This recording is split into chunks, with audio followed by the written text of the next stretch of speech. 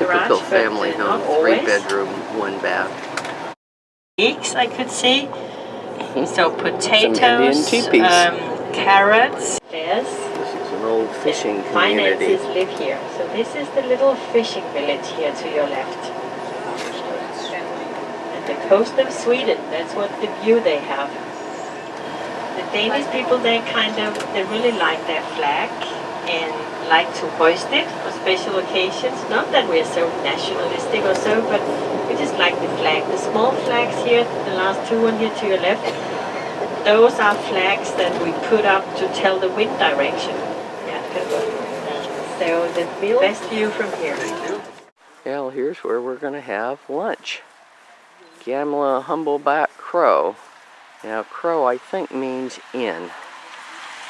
This is a traditional restaurant built in 1740 as an inn, and they're not allowed to do much modernizing, so I was told.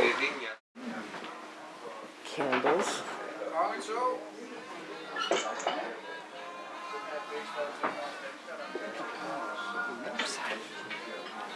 And here's another room with a seagoing motif. I will ask you. Somebody here was Masons, and I think all of these are Masonic symbols and people. Okay, I will make it quickly because the food are ready for you. Oh, good. And my name is Thomas. I'm your host. I'm not Danish, as you can see. I'm Swedish, tall and handsome. The Danish are often very small and round. I'm married with one. We have been married for 24 years or 25 years, I don't know. In Gamle Humlebæk Kro. Humlebæk is the town, that's the church, and the inn, that's it. And this inn opened 19th of September 1740. Yes, I know some of you remember the times of the gentleman. You still lived in 10th back home then, when they built houses here in Denmark. And it was the king, Christian VI, who wanted an inn like this, a royal inn. That's why you have royal beer also. Between Copenhagen and Helsingør, every 5th kilometer it should lie in like this, so he could change horses and mails and eat for free. And it was the grandfather to the queen we have today, Margaret the second. This is Frederick, he's Danish. I'm happy to be here. He's not so little, but still wrong. But Margaret, you have been in Fredericksborg today. Yes. Visit the summer castle. She's not there today. I think she's on the yacht. Can't see it through there, but there was once the international headquarters of IKEA located right here. Oh, there's a neat car. And over here is a church. And it's got C. Can't see what number that is.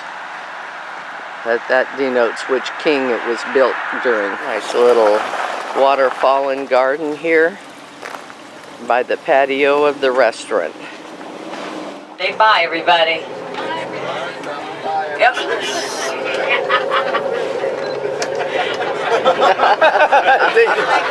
He's waiting.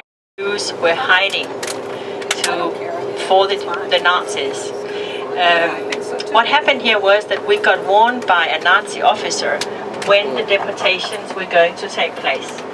So it gave the locals a few days to organize what is known nowadays as the rescue of the Jews. 7,500 Jews lived in and around Copenhagen. So they got warned, and what could they do? Well, they did go by train. They just had a little suitcase with them because they couldn't bring everything, of course. Then the Nazis who controlled all the train stations, they would find out. So they bought a return ticket. They did go by train. We have the train running up here. They got off and just pretended they were going to visit some friends and stay overnight. Then they were hiding in people's homes or in churches or like here under the attic, so in the brick factory. And then at night time, when it was all dark, then they sneaked down to the small fishing villages, and the local fishermen were ready to help them to get to Sweden. It's 10 miles from Copenhagen to Sweden, but the further up north you get, the closer you are. It narrows. Well, life here was much because of all of our farmers, but of course people, they were afraid. If you were part of the underground movement, you never knew whether your next door neighbor would tell the Nazis. For example, in the local pubs, when you did go to a local pub, they had a special Nazi coin.